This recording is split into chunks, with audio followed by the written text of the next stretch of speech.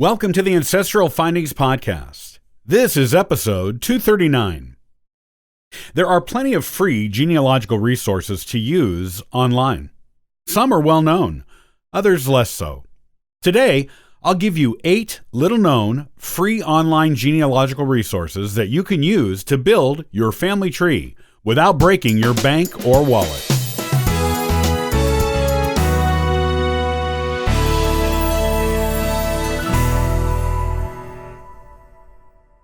You can never have too many free family history research tools at your disposal. As a serious genealogist, you of course will want to invest in a membership at Ancestry.com at a minimum, as it has record sets you will not find anywhere else except the original source, or sets that are available elsewhere online, but not indexed anywhere else. Yet, you cannot rely on it entirely, and when you are just starting out as a genealogist, or when your travel and document ordering budget is low, using free genealogical resources is going to be of invaluable assistance to you in building your family tree. You probably already know about the major free resources, such as FamilySearch.org, Old Fulton Postcards, and the US GenWeb Project. Anyone who has been doing genealogy research for even a short period of time probably knows about these, as they are among the first things you will find when doing searches online for genealogical information. The good news is, there are plenty of other free resources available to you too, and one or more of them might be just the key to connect you with your ancestors. Here are some free genealogical resources you may not have considered, but should be using in your research. LisaLouiseCook.com. This is Lisa Louise Cook's free genealogy newsletter. If you go to the website, you can sign up for the newsletter to be sent to you via email. The newsletter contains tutorials on how to do research, as well as news on record sources and upcoming genealogical events you may want to attend. She is a well-known genealogy speaker, and her newsletter is an informational resource you do not want to miss. Blog.eogn.com. This is the daily genealogy newsletter of famed genealogist Dick Eastman. He puts a new one out every day, with each newsletter containing important genealogical information on research methods, records, websites, and more, as well as relevant links you may want to explore in your own family history research. Genealogical.com. This is the website of the Genealogical Publishing Company.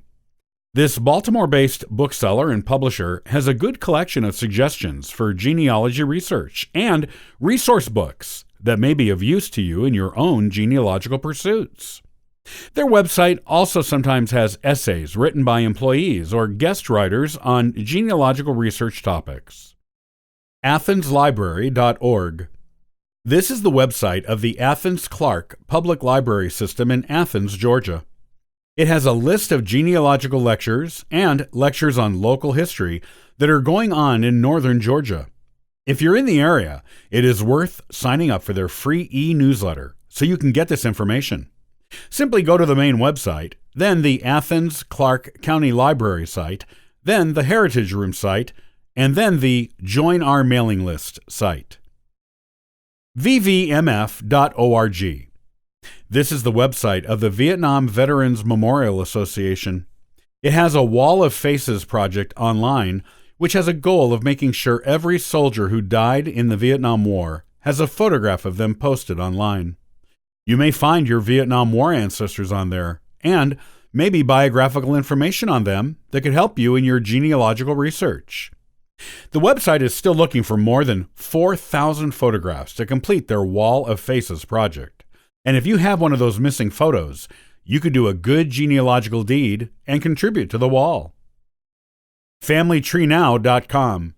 While this one may seem like one of those typical directory sites online where you can look up the names, addresses, and phone numbers of living people, sometimes for a fee to get the good information, it's not just that. You can actually locate some good genealogical information here. If someone is deceased but has not been for too long, their information may still be up there. You will usually find their current address and phone number, but also a list of previous addresses and phone numbers going back into the far past. In addition, most people have a list of possible relatives and possible associates, each with a link to their own listing. This can be extremely useful for tracking down long-lost relatives, as well as connecting families you suspect are connected but were not previously sure. You may even find a date of birth or age of someone you were not previously sure about. This works with the listings for living people too. Books.google.com. This is an excellent free resource for reading old published family histories and county and local histories. Plenty of these old books, many of which were published in the 1800s and early 1900s, are fully scanned and searchable by name and/or word. Just go to the site, type in your search phrase, and you will be given a list of all the scanned books that contain it. Find the books that you believe are right for you. Read through them. Your search terms will be in yellow highlight on the pages where they are located, making it easy for you to find them. And discover new and interesting things about your ancestors and their heritage, and contemporary to the book, families. Wikitree.com. This free online family tree is contributed to by people across the world. Just type in a surname, and the first name with it, if you have one or want to use one, and get started at looking at what other people have posted about your ancestors. You may find mistakes, as not everyone does careful research, but you may also find new information about your ancestors you never knew about, and be able to use that information to connect generations. It may even help you break down that brick wall you've been trying to get past in your genealogical research. There are plenty of free genealogical resources online. Make the most of them.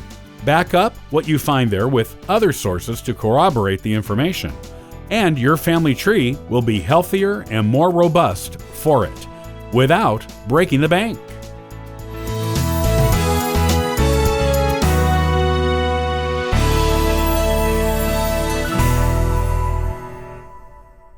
Are you getting ready to do family history interviews with your older relatives? In the next episode, I'll give you some important questions that you don't want to forget to ask. Thanks for joining me today. I'll see you next time on the Ancestral Findings Podcast. And for further info, you can visit us at ancestralfindings.com.